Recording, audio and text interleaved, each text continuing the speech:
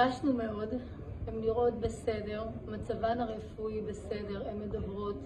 בתחילה ישר הורדנו אותן והבאנו אותן לבני המשפחה שלהם.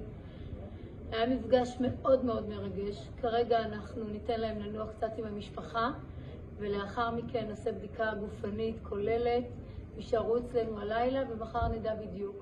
אבל כרגע גם בשבילם ובשביל בני המשפחה מעמד מאוד מאוד מרגש.